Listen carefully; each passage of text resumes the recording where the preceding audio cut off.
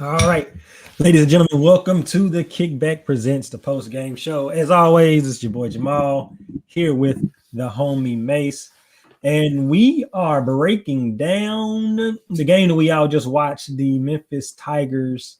What was that? 76-72 victory over the SMU Mustangs.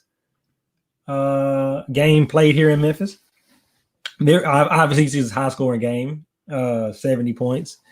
I don't know what the total was, but maybe somebody made some money off of it. Maybe they did. I don't know. We'll talk about that later. Mace, what did you think about the game? Hey, Jamal. At this point in the season, man, it's all about stacking wins any way you can get them.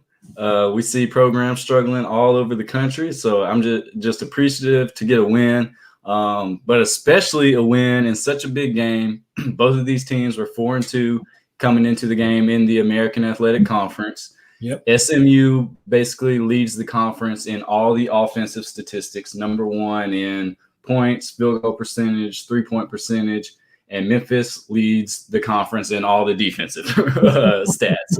So this was really just a battle of wills. I think SMU averages 79 points a game, so we held them to 72.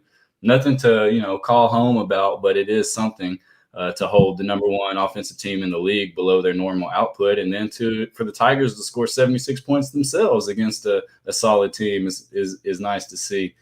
I was watching the game while I was at the trap house working. So didn't have my full attention on it, but it looked ugly early. So what was going on early? Was it more of just the same turnovers? It was no, actually, it wasn't. The early in the game, the first half, I paid a particular interest to the first half. SMU came out like gangbusters, dog. They had a lot of energy on the defensive end. They were making shots, and Memphis just looked out of whack. Their confidence was down. I mean, they only had seven, which is good for Memphis. They only had 7 turnovers in the first half. So it wasn't like they were turning the ball over that much. There were some missed shots here, some indecisiveness on offense. And the thing that happened for most of the first half was they were playing in the half court for most of the first half. I think we all know, everybody that's even watched 10 minutes of this Memphis team knows that this team is best when they're in the open court, they're in transition, they're running. I mean, they can use the fast break to get into some half-court offense, but if they are going against a set defense every time, they tend to struggle. One thing that I found particularly interesting, well, let's just say this. We talk about how high scoring SMU was. I made a note of this, and then I went back and checked it at halftime. With 6 minutes and 3 seconds on the clock in the first half, Memphis had 15 points. They ended that half with 34 points. So they scored 18 points in 6 minutes, and then they scored 15 points in the 12 minutes, in the 14 minutes before that. And what happened was, in that stretch, Memphis got stops. SMU was turning over a little bit, but they ended the first half on a 17-2 run, and they just got stops, and they got their confidence going, and they started making shots. And Musa Cisse, man, Musa Cisse his energy is infectious. He made a post-up move, which I wrote down on this sheet of paper. You can't read my handwriting, but it says, "Why would Penny ever run a post-up play for me?" But he got in there, he muscled the ball in there. So, if he can do that a couple of times, why not? But it took them a little minute to get into the rhythm in the first half. And when they got into it, like I said, they went on that 17-2 run, and that set them up for the second half. So I do think a couple things on what you just said. It's important to note that the starting lineup remained unchanged. We started with no point guard once again, with Jaden out there. Did Jaden hit a shot early? Because I didn't really see him do it. He hit a 3. He hit a 3. So we kept that same lineup, but in the second half, once again, Penny switched it up. So I don't know if Penny's just like as superstitious as I am. Like, nah, man, this shirt's working. and I don't want to say it this way because it makes it seem like SMU they don't play that many other good teams, so it don't really matter. But against a good team, you can't do this. Like, you can't go with that starting lineup. You can't start these games that slow. I remember even watching it. I wrote on one of my things like, "Yo, SMU is dominating this first half," if you watching the game, but they were only up by 7 or 8 points. So like Memphis was still in it, but SMU was imposing their will on Memphis in that first 15 minutes of the game. And then Alo started playing a little bit tougher. And some others and Musa, Alo and Musa, man. I kept stats on Alo and Musa, and they turned it around. And so Penny got to get rid of that. I understand the superstition, but against Houston or whatever, or UCF or whoever, you can't have these slow starts. That's just something you can't do. Yeah, and I've said it a few times now on the show that I think Alo should start. And then honestly, I love Jaden. I'm one of Jaden's biggest fans, probably outside of his parents. Probably a bigger fan than Penny, maybe. But he just deserves spot minutes here and there when the team needs him. When the team can't stop turning the ball over, Jaden, he's not going to turn it over that much. So you can put him in to kind of just not make mistakes and just be a solid glue guy, as we talked about. But I do think his time in the starting lineup should come to an end. But back to Musa, man, I feel like he's getting better by the minute. Like just learning the game, not to say like by the end of the season he's going to be giving us 10 points off of post-ups, not by that, but just his feel for the game and his understanding just continues to grow, and you can see how much of an impact he's having game after game now, and that's what one huge thing the Tigers were missing. And I think that's what changed in the first half. He started getting every rebound. And he started affecting their shots. Because at one point, SMU was just getting to the rim. They were just getting to the rim. It will. Get to the rim, kick out three. Get to the rim, kick out three. Get to the rim, layup. And I think a lot of that was when Malcolm was in the game and when Musa wasn't playing as aggressive as he was. And so it was actually really good to see. It was good to see Musa be as aggressive as he was in that first half. And he needed it. They needed it. They needed him. I'm looking at the stats from that first half. Alo had 8 points and 2 turnovers. Musa had 6 points, 7 rebounds, 3 blocks. And Landers Nolly had 6 points and 3 turnovers. The one thing that always interests me with this team, and I don't know, I think I want to save that point to after we talk about the second half. But I was I think one of the announcers said it, very happy to see Memphis take a punch in the mouth and still get back from a good team and get back. Before it was too late. Before it was too late. Before why they could still do something. I was very happy to see that. And if I'm honest, I was looking at, like I said, the two people in this game I was paying the most attention to were Alo and Musa, because I wanted to see how Alo would play against a guard that's at his level or better than him, because he usually struggles against those guards. But tonight he held his own, and as the night went on, he got more confidence and he got better, and that kind of just led into what he led into. Yeah, so I mean, the Tigers closed that half. You mentioned the run, and just to even expand it out a little further, SMU scored 4 points the last 5:08, and you talked about the Tigers scoring 18 in the last 6. Yeah. Yeah, in total it was a 21-5 run to close the half, and Memphis had the lead. What was it, like 34-31 or something like that? 34-31 and a half, yep. After trailing by 10, 12 points, and it was, like you said, it's one of those times where this can balloon to 20-25, or we nut up and get back in the game. And to their credit, they just buckled down defensively, then saw some shots fall and got right back into the game. And really, when this team makes 1-3, it seems like they come in waves. Like they just get a little confidence, like, oh, it is possible to make a shot. Let's make the right pass and get you open and try it again. Let's make more. Let's do this more. But yeah, that's the one thing that I really liked about this game, man. They did their thing in that first half. They stayed close, and when they saw an opportunity to pounce, and they did, which was great. I missed the first few minutes of the second half. I had to go get me some food. I tried to plan my order right. I was like, I'm gonna order right before halftime, then I'm gonna leave during halftime, pick it up, be back. It didn't work. So I missed the first few minutes, and I think when I came back, it was maybe 10 minutes to go in the first half, 10 minutes ago in the second half, and the score was tied 52-52. And I think they said that Memphis was up by 9 at one point, and then SMU came back. Yeah, I know Musa got 2 dunks again to start the half, and I'm enjoying them coming out of halftime ready to go, getting to the paint, feeding Musa 2 big dunks. And really then it was just a lot of back and forth. Nothing too crazy. SMU's big man got into some foul trouble, Yor Ani, and ended up fouling out in the game. And I think when he went out, Musa unfortunately didn't really take advantage of it, because you said he had 6 points in the first half, and then he had those 4 points to start the game, to start the second half, and he didn't score the rest of the game. So he really did a lot of his damage in the first half, and then late in the second half, Musa was on the bench, despite having one of his better games of the year. From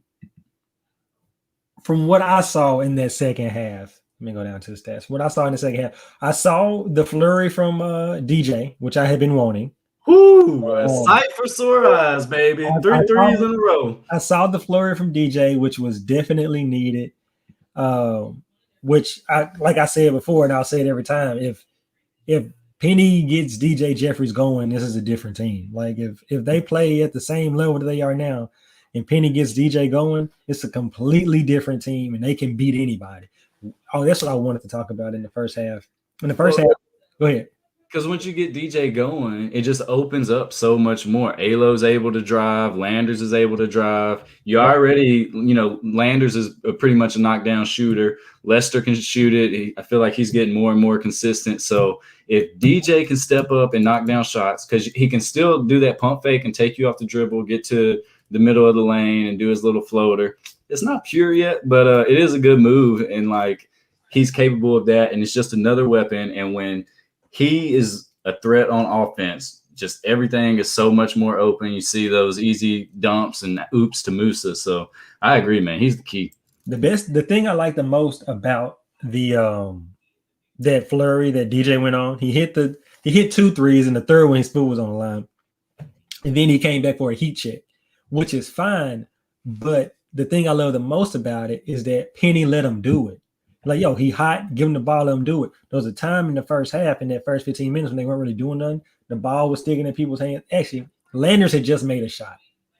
And it was a time where there wasn't much going on in that offense, where it would have been like, let me run a play to get Landers a shot, because he looked like this could be the time I can get him going. And they didn't do that. They never did that. But with DJ in the second half, DJ hit one, and I don't know if it was just DJ shot hunting, like, yo, give me the ball, I'm about to do it. There was an effort to get DJ the ball again so he can continue doing it, which is something that I want to see this team do. I want to see them give their players the ball in the best positions. Like, run Landers off 3 screens to get them open, or do DJ the same way to get them open. Because if you get them guys going, or even give them the threat of being going, defenses have to respect it, and it opens up the whole game, like you said. Yeah, and one good stat for DJ tonight was no turnovers. None of that traveling, no stepping out of bounds, none of that. He took care of the ball. Landers, on the other hand, 4 turnovers, and I think he had 5 last game. So he's really got to cut that down. We can't have 9-point guards with 4 turnovers. Okay, now let's talk about the second half. Was good basketball all the way up until 2 minutes ago in the game. The score is 73-70. SMU calls a timeout, 4 seconds on the shot clock, get the ball in. Their point guard shoots a shot that clearly he gets off. He clearly gets that shot off. Oh. And the refs review it, and they say that he didn't call a shot clock violation. Memphis turns around and gives the ball right back to him. Like, Memphis, I was like, nobody wants to win this game. It was like a minute and 15 seconds left, maybe a minute 35 seconds left. And Memphis throws it away 3 times. And SMU don't do nothing either. I'm like, oh, nobody want to win this game. Nobody want to win this game. It was the last minute and a half, 2 minutes of the game was terrible. It was terrible basketball. A couple things. Those turnovers, one was Landers. That was his 4th turnover. And one was DeAndre Williams, who threw it to a wide open Penny Hardaway. No, I love the way that Penny caught the ball like what are you doing? And Lester Quinones looked at me like, Lester was wide open. He was wide.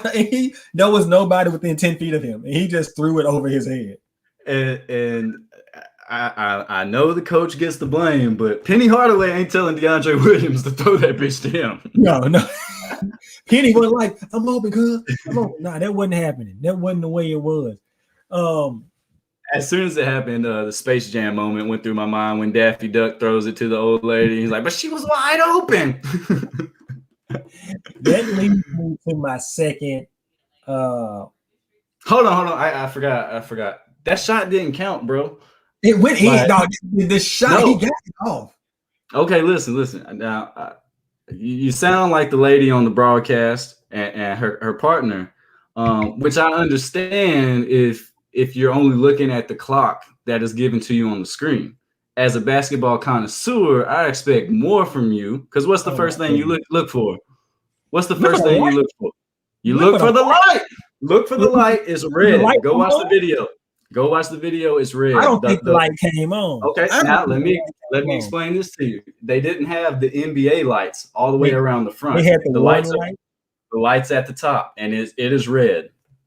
And if you look at the shot clock behind the goal, it is not aligned with the shot on the screen. So ESPNU played you there, man. Because I watched it on my app. I wasn't in my living room. I was in my man cave where we don't have the actual cable. So who knows? I might not have got the right view of it. But still, hold on. Let me take this hat off and put it back on. So I have my hater hat on. This is my hater hat on right now. This is my hater hat. Let me talk bad about Memphis real quick. Although you make a very compelling and logical argument, the fucking shot should have counted. You don't go do that. You don't go do that. All right. I appreciate the logic that you just used, my friend. I appreciate it and I love it. Secondly, for a team to play as aggressive defense as Memphis does, they sure do not get a lot of fouls called on them. There are a lot of what game was I watching? It was the game. It was every game, but the game that stick out the most was the South Florida game where Alo was hacking everybody, not a whistle blown. The way that they referee Memphis is so interesting to me because I understand the whole basketball thing. The more physical team, more likely than not does not get the whistle blown on them that much because that's how they play. Right, so the refs let a little more things go from that physical team, but some of these things like, yo, bro, that's a foul. You can't swipe down like that. You can't do that. It's ridiculous to me. And they jump at every pump fake. I don't understand why coaches don't tell their players this pump fake gonna jump all out they shoot and they're gonna fall down. If you run into them, they're gonna fall down. If you pump fake, they're gonna jump. It's actually ridiculous. All right, hater hat off. Okay, I hear you. Look like good D to me. Bro, Alo was out there. Lester was pushing somebody. Lester pushed dude out of bounds and looked at the ref like, "Yo, you gonna call that?" No, all right, cool. But no, I understand that no call because dude had jumped in the air, whatever. But SMU didn't want to win that game. Memphis gave them every opportunity to win that game. Memphis didn't want to win that game because they tried to turn the ball over and miss free throws at every chance. And then you got put that hater hat back on. DeAndre Williams has to have the slowest release on a three-point shot that I've ever seen in my life. He made 2 in the last 5 minutes of the game tonight. And each time I'm looking at SMU defender like, yo, what are you seeing? Oh, like what are you doing? It's crazy. I don't like it at all. You don't like his shot or you don't like that Memphis won? Both. Okay. Yeah, his shot's a little flicked. I mean, it's slow. It comes up on the side, kind of like oh, shoot, shot my pen. A girl's high school shot, maybe. But yeah, the defense, man, we do jump at a lot of pump fakes. They jump at every pump fake. Yeah, it's ridiculous. It's frustrating. It's almost Dylan Brooks level. I'm going to jump at that pump fake, even though I'm not a shot blocker. The free throws They do support your thesis that the fouls were uneven. SMU shot 5 of 6 free throws for the game. They shot 6 free throws, made 5 of them. Memphis shot 25 free throws and only made 12. Right. So if Memphis makes 5 more free throws, this game looks completely different. But also, how does a team as aggressive as Memphis only foul SMU if they get 6 free throws? It's impossible. It's almost virtually impossible for that to happen. And we got to keep an eye. If I'm Penny, I'm not changing the way I play defense. I'm putting the pressure on the referee to make those calls. Like, if you're not gonna make them, fine, I'm gonna keep doing it. But that is something that if you come up against the wrong referee's crew, can hurt you. And as a fan of the Pac-12, who routinely has the worst officiating in the history of college sports, and has seen my Arizona Wildcats get games taken away from them because one referee crew referees different than the other, that can be something that comes back to hurt them. Let me just tell you that ain't no Memphis fan trying to hear shit about Arizona not getting a call when Derek Williams fouled Wesley Witherspoon to advance in NCAA tournament. We ain't trying to hear nothing about that. That didn't happen. That didn't happen at all. It was a clean play. Hey, yeah, you sound like me 3 minutes ago. It was a clean play by D. Will, and there was an amazing Arizona team went to Elite Eight, lost to UConn. But one topic of conversation was that Musa was not on the court basically the last 10 minutes of the game, and one rebuttal was that the pace of the game was just too quick for him. Mm-hmm. He wasn't in before SMU's big man fouled out, but that was kind of like a rest period, it seemed like, and then SMU's big man fouled out, and Musa just never came back in the game. Right. It's hard to argue with that decision because we won. Were you surprised? Was that something that stuck out to you as the game was coming to a close that Musa wasn't playing, or did you understand it? Well, like I said, when I got back from getting my food and the game was tied 52-52, I just thought it was one of the times Musa was taking a break. And then I looked at the court later on, and I thought, oh shit, Musa ain't been on the court since I started watching. Then I thought it was foul trouble, but I didn't look. I would like to think that that it was a coach's decision that he liked the flow of the 5 that he had on there. I think he had Williams at the 5 at that point, so pretty small. That's about as small ball as we're gonna get. Right. I think that that's what it. He probably liked the fact that they could spread him out a little bit more with DeAndre Williams on there. And you can man up defensively because they didn't really have a post player in the game. The guy that they had down low was more of a stretch. So I'm fine with it, especially since we won. Yeah. I think that if it was in a different scenario, I think Musa would probably have been on the court. But the way that offense was rolling, because then with the 5 that you finished with, you had 5 offensive threats. And Musa's just not quite that much of an offensive threat yet on the outside of 3 feet from the rim. Definitely not going to hit free throws down the stretch. He's not going to get free throws. And so if the game was lost, definitely part of the conversation was since the game is won, you just kind of chalk it up and say Penny probably just like the 5 he had and he was running with, he was rolling with. So I will look into those foul numbers and see where we rank in the nation before we come back next Thursday, or before we come back Thursday when the Tigers play SMU again at SMU. That in and of itself will be super interesting because it doesn't happen a lot in college basketball, and it's going to happen twice in a row for the Tigers. But then, as you mentioned, these are American athletic refs who report to American athletic bosses, and we'll see how this game is officiated in Dallas.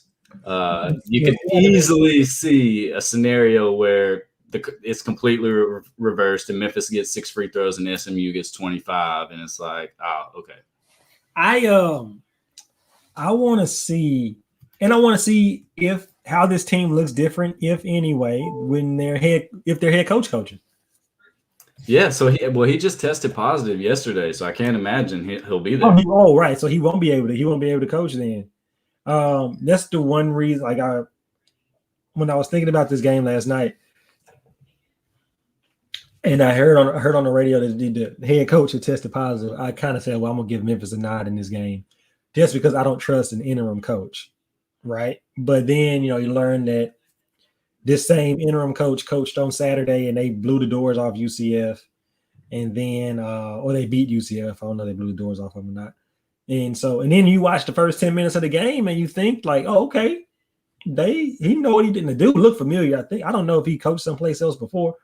But it's gonna be interesting to see. I'm a little worried that it won't look that much different. I think probably in Dallas, the Jolly dude, he had 15 points tonight, his second game back. Maybe he gets off a little more and a little more freedom. And we'll see what happens with that. Well, and Kendrick Davis, their leading scorer, the guard you referred to earlier, he only finished with what, 6 or 8 points? Yeah. And then, oh my God, and he was so out of sorts, like after they waved off that obviously legal 3 that he hit. It was still 70-73. Memphis turned the ball over. He got it, had a layup, straight line, a wide open layup, and he just blew it. Smoked that hoe. He just blew it. I'm like, okay. All right. So when he did that game, I was like, game over. That's it. And then I needed Memphis to hit some free throws for monetary reasons, and they did. And he had 6 turnovers too. So right. I don't expect that to happen when we go to Dallas. I'm not sure what their fan situation is. It's in Texas, so I imagine they'll have some fans there. Right. Memphis has struggled to win there, especially recently. So I think that what was I about to say? I'm about to say the matchup between him and Alo. The matchup between him and Alo was something good to see. Like Alo started yapping, started talking, which is this Memphis team is good for when they are good front runners. Yeah, when they get up, they're gonna let you know. So it's going to be interesting to see how SMU. Like if you're SMU, what do you change? What do you do? Yeah, because I mean they made shots. They made shots. The only thing you say is this: don't give them 20 free throws, and you know it's a different game. Like physically, you don't have anybody on the team that can match up with Musa Cisse. So your goal is going to have to get him out of the game or to keep him moving, so he doesn't have that space in the interior to block all your shots or to alter your shots. If you're SMU, I guess SMU, you come in with the same game plan and say we just do what we do and we'll see what happens. Yeah, if I'm coaching, I'm saying we can't let Memphis score 76 points. Mm-hmm. Memphis shot 51%, SMU shot 48%, so pretty close. And then Memphis hit 10 threes, SMU hit 11. SMU shot 44%, and the Tigers were at 48%. Tigers been shooting the hell out of the ball. I think my focus would be like Memphis cannot make 10 3-pointers. Yeah, you got to run them off the line. Yeah, and make them shoot that mid-range. Just make them uncomfortable. They're hot right now. But again, I mean, when a team shoots 25 free throws and you shoot 6, I think that's pretty evident. You gotta, be more aggressive in your attacks, be more meaningful in how you're attacking and getting to the rim and trying to draw contact. Yeah, I think that if you're Memphis, what do you like? If you're Memphis, you don't put yourself in that hole early. I think you start with the lineup that you ended with. Well, you put Moose on the court. You start with Alo, Landers, Lester, DeAndre, and Musa. And then Boogie and DJ, you're first off the bench. Jaden for spot minutes, Malcolm for spot minutes. And there you go. I think you keep that rotation at 8. Yeah, and Memphis only had 13 assists. They kind of fell back into that come set a pick for me, and I'm gonna be a little selfish through periods of the game. I felt like the ball movement wasn't as crisp as it was when the threes were falling and in the previous 2 games. So that's something I would try to focus on. And then SMU got to take care of the ball, man. They had 17 turnovers. Memphis scored 19 points off those. And as we already mentioned, Memphis only had 12 turnovers. So I don't think either team is making huge game plan adjustments. It's just we got to be better at what we do. Right, we got to be better at what we do. But like I said, in all actuality, and not to take off the hater hat, like I said, but it's good to see Memphis actually playing up to some of their expectations. You wanted to see them play at a consistent level. There's been building blocks these last 3 games. So you've seen them get better at certain aspects. They've cut the turnovers down as much as they can. I mean, what they had 13, 12 turnovers? Yeah, 12. 12 in a college basketball game is 5. That's great. You want to shoot between 12 and 15, and you got 12. That's great. So they're working on that, and you do it against this level of competition. Like we said, in the American, you're not going to beat the only team that you're going to play better than SMU is Houston. And you still have, arguably, you and Houston are on the same plane talent-wise. So then you have to do what you got to do with that. So we'll see. I mean, I'm happy for them. I mean, we are the good luck charm ever since we started this show. They've won every game. So I'm just doing what I can do to help you Memphis fans out. You know what I'm saying? Yeah, 3-0 since we started the show. And I will just put that in context a little bit about SMU. They are one of the best teams in the conference, but they're a bubble team. All the projections that came out today only had the American with 1 team in from Lenardi and all those guys, and that is Houston. SMU was missing the tournament before this loss. Yeah. They're right around just like 52 in Ken Palm in the net. But a good win for the Tigers. You protect home court. You didn't lose to that team at home. And now you go to their home court and you're playing with house money. There's no pressure on you. Like, we have to win this game because we lost. So right.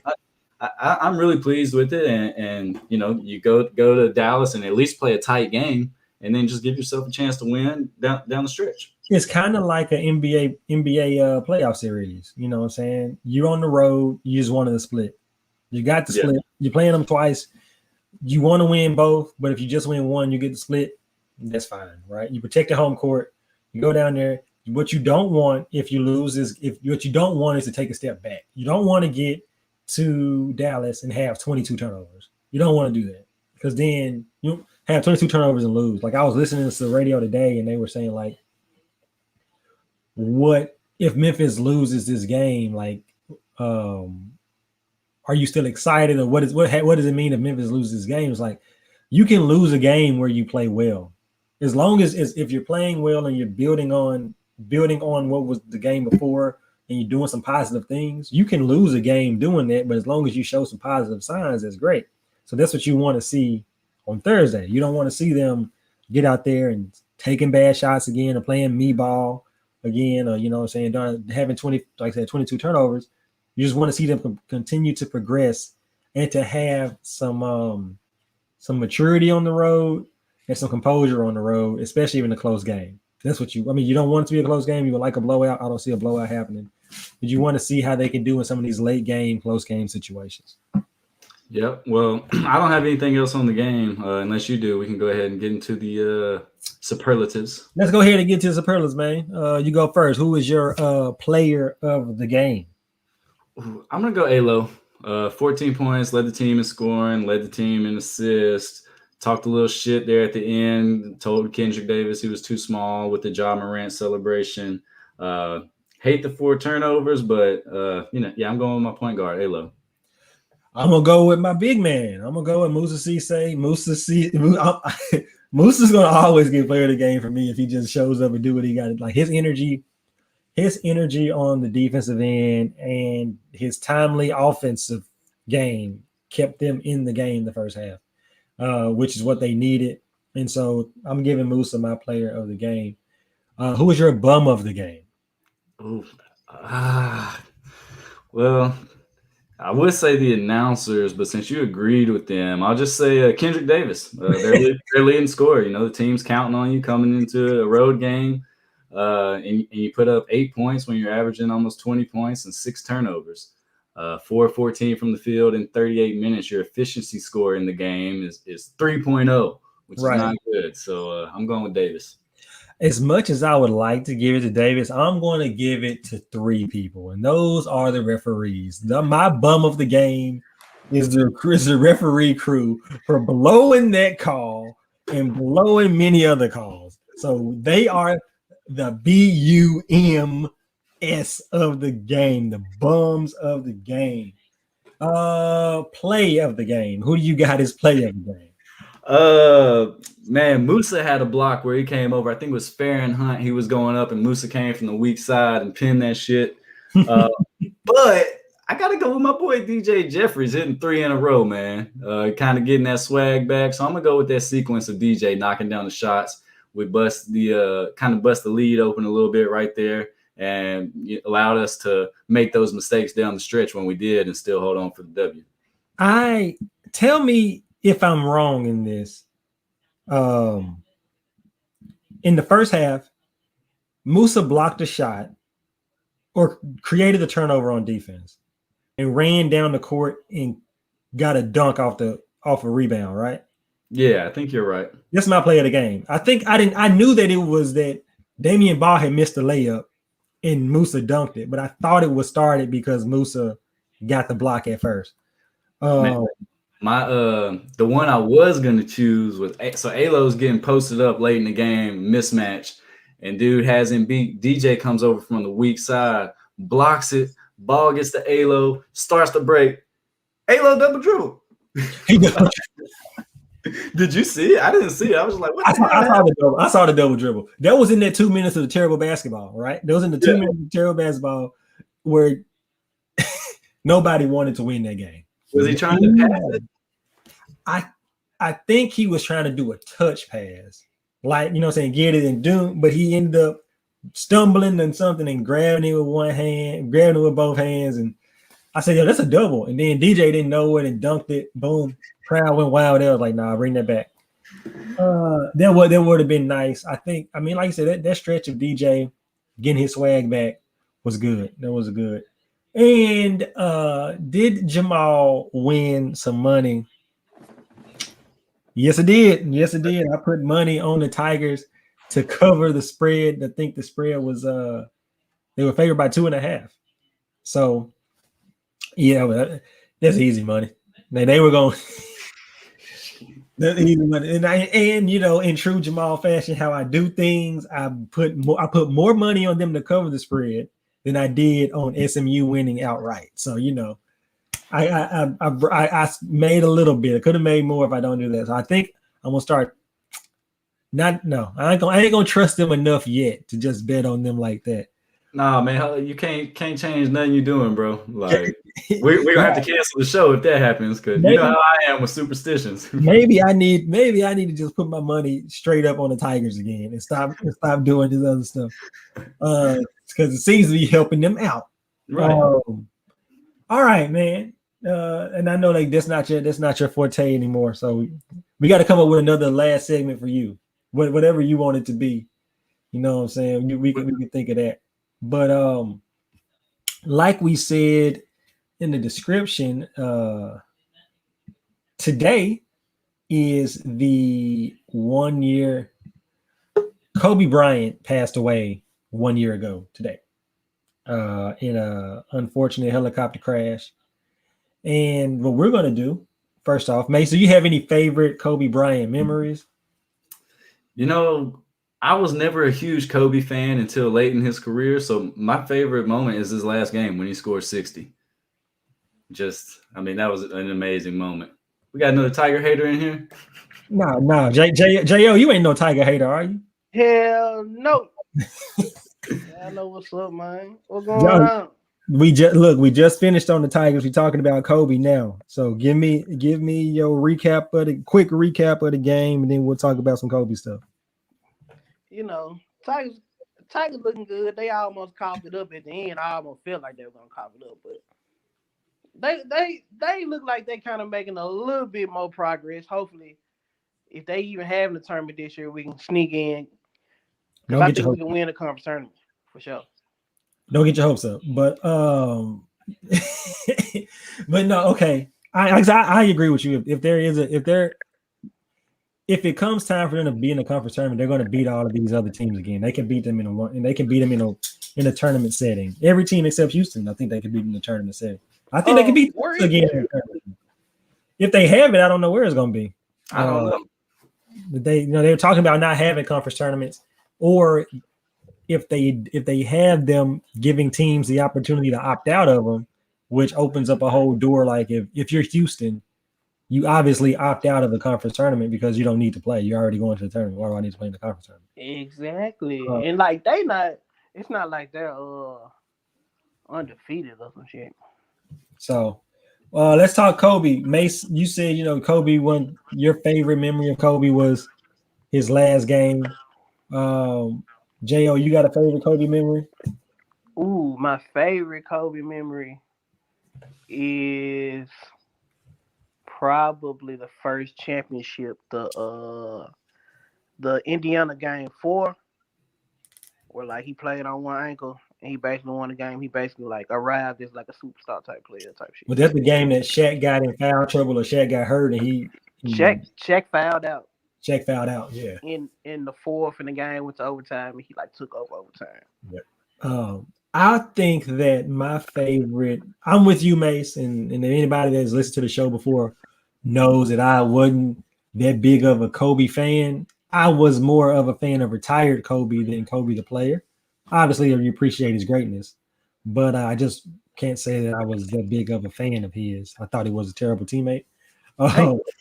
But I would say one of my favorite memories was I watched a few highlight films. So it was one dunk against Denver, against Vincent Yarbrough, where he like goes behind his back and he does like a half twist and he dunks it on fast break. One dunk against Vincent Yarbrough. Yeah, that's the boy name, right? It's just early in his career against the Denver Nuggets. Vincent Yarbrough went to Tennessee. He made it to the NBA. Yeah. Dang. He had a cup of coffee. Yeah, he was in the. See, J.O., you supposed to know this. You the almanac. Obviously he dunked on a few people, but people will say like my favorite Kobe memory is just his Mamba mentality. His commercials were great, like the Kobe Bryant commercials, like him and Kanye West. That commercial was great. Him and Aziz Ansari, those commercials were great. But like, you just watch Kobe, man. Kobe was a hell of a basketball player. So what we're going to do, we're going to watch and discuss. Maybe not discuss, but just watch. Well, before I do that, Coach Jerry Johnson, former head coach of Lemoyne College here in Memphis, passed away 2 days ago. And he holds the distinction of being the coach of the only men's basketball team to win a national championship in the state of Tennessee. No other men's basketball team has won a college national championship in Tennessee. Lemoyne did back in the day. He learned the game from Jack McClendon, who learned the game from James Naismith. And McClendon was the guy that he was at TSU. And so, yeah, a basketball legend, a coaching legend. That shit from the nigga at the Peach Basket. No, two people removed, man. So yeah, right. If you learn the game from like you really can't tell me the rules because like I know the person that invented this shit. So you want me to get Naismith on the phone? Let me get Naismith on the phone, bro. That's not how it's supposed to go. Yeah, let me get him on the rotary. Real talk. Let me send a pigeon to this man. Let's send a carrier pigeon to this man real quick. And wasn't he the first black coach to win a national championship and the first HBCU? I can know HBCU for sure. And the first black coach, either him or McClendon, one of them. Okay. With that, it's a couple documentaries. I hadn't watched them in a while, but they talk about them in the history of college basketball coaching and stuff. So, just want to say shout out to him, man. You know, he lived a great life. He's a legend here in Memphis. So. Hey, what you doing, man? You got the mic all up? Oh shit, man. I'm literally like on my phone, so. Oh, you were texting. I can hear you texting somebody. All right, we're gonna watch a Kobe Bryant highlight film real quick. This is from the NBA, and I think it's Kobe 8 versus 24. So just watch it. I got a question now. If you watch this film, I got a question for y'all. Go ahead, man. We just let it ride. What you got? What you got? Have him like all the time. Now Bryant again out between. Where do I have Kobe all the time? Yeah.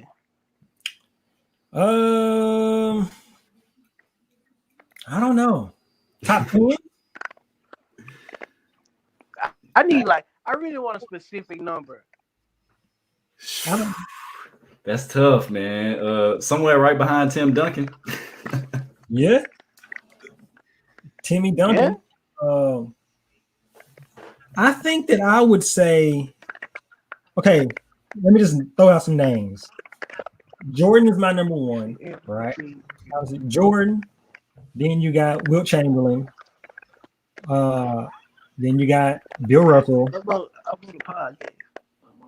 Then you got Magic Johnson, LeBron, Tim Duncan, Kevin Garnett. Kevin Garnett. Oh, yeah. I'll put Kobe in there, somewhere around there. He in my top 10. So maybe 8, 9. I didn't say Shaq, though. I don't think about Shaq Garnett. He probably 9. I don't think about Shaq Garnett. You got Kevin Garnett up there. Okay, take Kevin Garnett off and put Shaq where he is. Thank you. Do you think that Kobe is the best Laker? Yes. Ever. The best. Kobe Bryant is the best ever Laker. Okay. Nah, because LeBron's the best Laker. Like he's the second best Laker. Like this. Well, that's my argument with people when they say Kobe's the GOAT. I'm like, he can't be the GOAT if he's not the best player in his team's history. Like the best player in his team history is without a doubt Kareem Abdul-Jabbar. I said Wilt Chamberlain. I meant Kareem Abdul-Jabbar. So like, you know, if you're not the best in your franchise's history, you can't be the best in the game.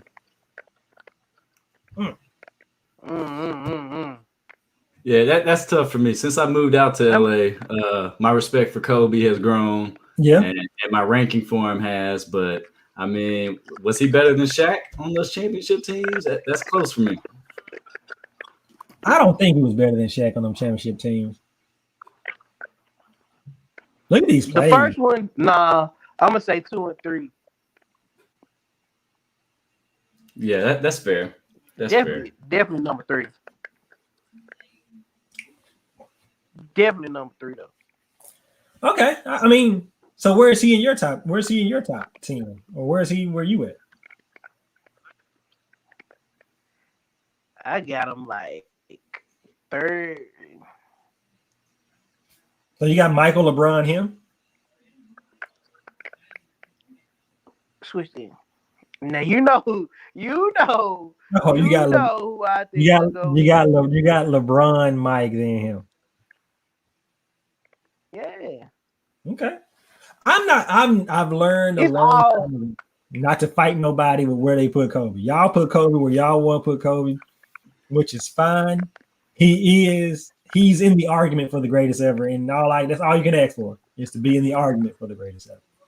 You just gotta look at it like I look at it like 3 years of his like prime was like damn near taken away. From like when was that first year after the trade? Well, basically those like as soon as Shaq got traded to like the time they got Pau Gasol, like that wasn't really a workable NBA team. Like that was not a respectable NBA team. They made okay. I'm not going to argue on today. We can argue about this another day. This is the play I was talking about right there. Boom. Man, Vincent Yarborough got cut right after who that was. Yeah. They sent his ass home right after that. Go back to Tennessee. Go back to Tennessee. Spin. But yeah, not on today. I won't talk about Kobe today. In some of the things that would be the competitor in you. That would be the Mamba mentality. To talk, no, not doing it. Not doing it. I don't want none of that karma on me. We can have it. We have 344 more days to have this conversation. 64. No, that's another year. I went about the calendar year. I went with the calendar year. So, Shit. you know, we got time. Like this right here. Best Jordan. He wasn't gonna pass nobody else the ball. The whole team could have been open. He was not gonna pass him the ball, bro.